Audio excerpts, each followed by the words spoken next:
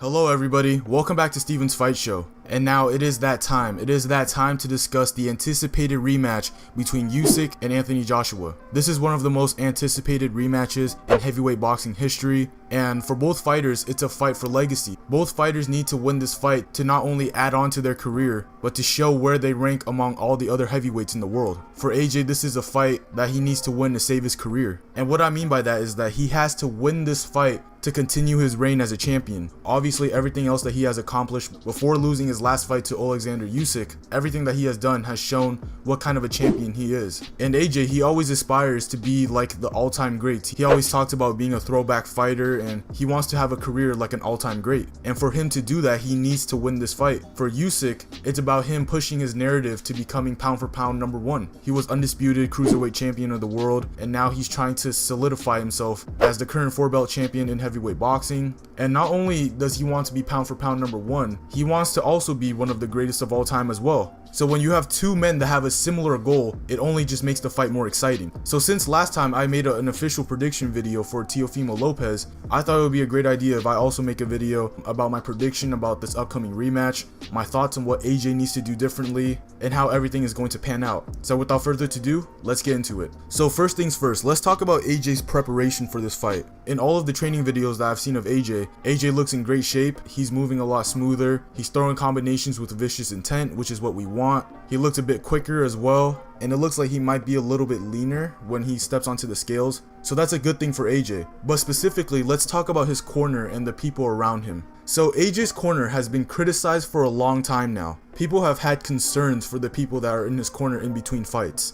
And one of the complaints that people have is that his team is too massive. And if you Google AJ's team, you'll see pictures of him and his team that consists anywhere of 10 to 20 plus people. And to be fair, AJ has made an effort to tighten up his team and keep the main people as the main people in his team. However, it just feels like there are still too many people on his team and there's too many voices in his head. We know AJ's head coach prior to this fight is Rob Mccracken, and before this rematch, during the first fight against Usyk, you can hear the assistant coaches, which is Fernandez and Clayton. I think that's the assistant coaches' names. I could be wrong, but they were screaming nonsense during the fight like, "Brilliant, AJ, brilliant." I know everybody remembers that. If you actually don't listen to the commentary of the first fight and you listen to all the voices that were being mic'd up, you can hear AJ's corner repeatedly saying, "Brilliant, AJ," when AJ was doing nothing brilliant.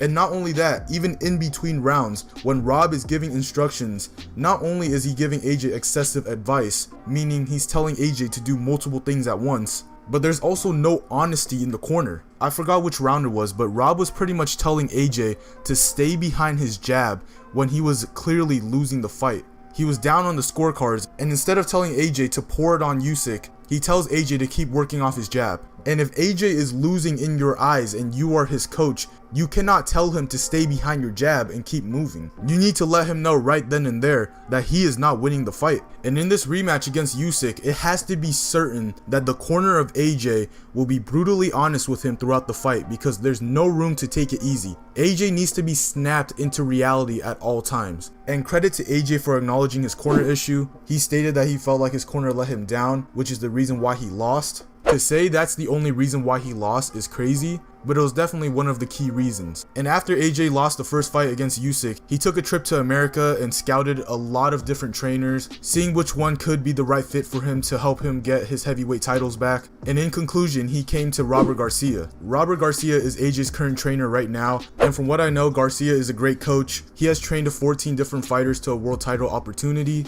He's also currently training Bam Rodriguez as well, who's one of the most exciting young fighters in the game today. And from all the interviews that I've seen from him, it sounds like he's serious about helping AJ become a champion, which is the kind of coach that AJ needs. Garcia has stated that he's not taking his job lightly at all. He wants to make sure that AJ becomes champion again, which is a phenomenal thing to hear from AJ's corner. And I just hope that when things get tough, Garcia will tell AJ how it is and not create some illusion in AJ's head that he's winning the fight.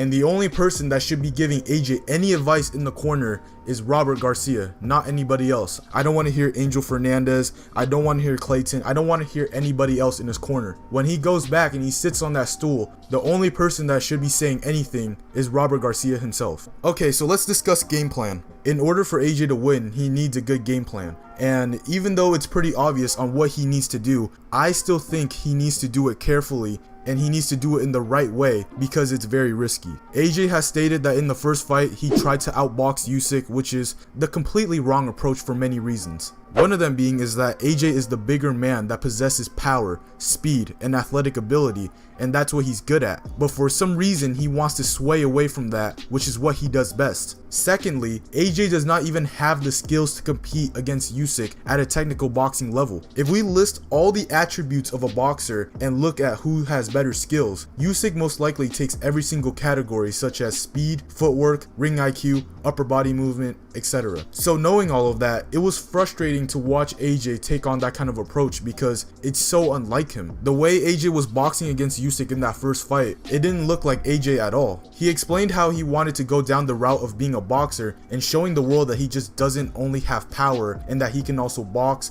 and he wants to have a long and successful career, which is fair. However, the issue with that is that that is not what made AJ become the fighter and the champion that we know today. He's known for his front foot pressure and throwing combinations with speed and power. If you go back and you watch his old fights, I'm talking about like fights from like 5-6 years ago, fights against fighters like Klitschko, Dillian White, Dominic Brazil, Charles Martin, Eric Molina, his ferocity was what made him so special. But lately, we haven't seen that at all from him. We've only seen glimpses. Against Pulev, we kind of saw it, but it wasn't consistent. And I think that's going to be a key part of what AJ has to do against Usyk, which is not trying to go out there and prove that you're a better boxer against somebody who's had one of the best amateur boxing records of all time. But instead, you need to go out there and fight him. Usyk is one of the hardest people to outbox, and one of the best ways to beat him is using your size and strength, which is what AJ has to do. I also think it's very important for AJ to start fast and bank in the early rounds of the fight. One of the biggest mistakes that AJ made in the first fight was letting Usyk win the early rounds. For me, AJ has to be front running for a majority of the fight because if he's trailing, he has to work more. The more AJ is leading in this fight, the better his chances. Body work is also essential for AJ in this fight as well because it was something that was crucial in the first fight,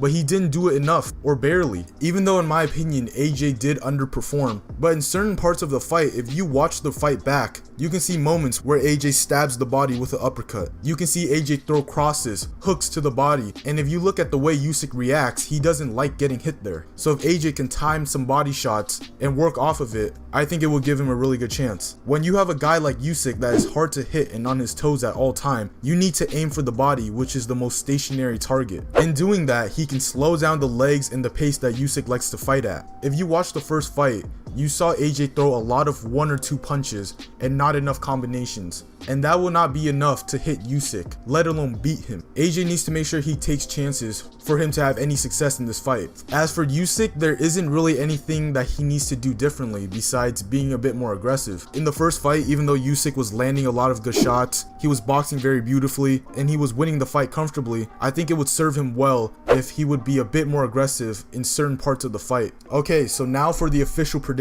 AJ is an obvious underdog in this fight, and in order for him to win this fight, he needs to go out there and get it. He can't just dance around and be complacent and expect to win that way. People are talking about how AJ has been in this position before against Ruiz, but it's not the same circumstances. In the Ruiz rematch, AJ was able to get away with not engaging with Ruiz as much and staying on the outside. This time, there's no room for AJ to do that. He has to go out there with the mentality of killed or be killed. AJ is forced to take a lot of risks and chances in this fight because he has no other choice. And Usyk, he's not only the better boxer, but he's also the more confident man going into this fight. He last fought 12 rounds against AJ. He's coming into this fight knowing that I beat you comfortably last time and the pressure is on you to get rid of me. And as much as I love AJ, I'll say it right now, I'm an AJ fan and I'm going to root for him in this fight. But if I'm going to be 100% honest, if I had to bet or if I had to pick, I'm going to have to take Usyk. The eye test tells me that Usyk will get it done again. But the question is, if Usyk gets it done again, will he get it done by decision or stoppage? And people think Usyk isn't powerful enough enough to stop AJ because he's a small heavyweight, but I think that's false. We obviously know that AJ has to put the pace and pressure on Usyk at some point in this fight, but if he doesn't get him out of there,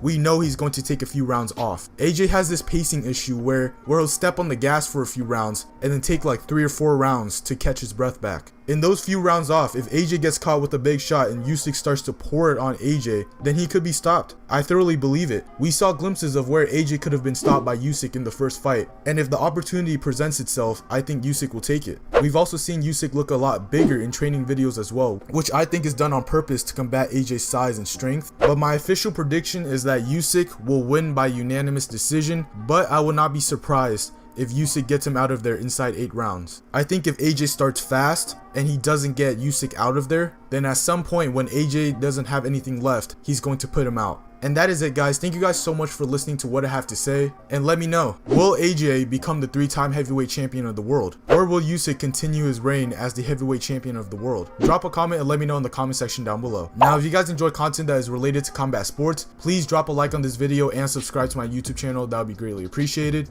And other than that, it's been Steven signing out. Peace.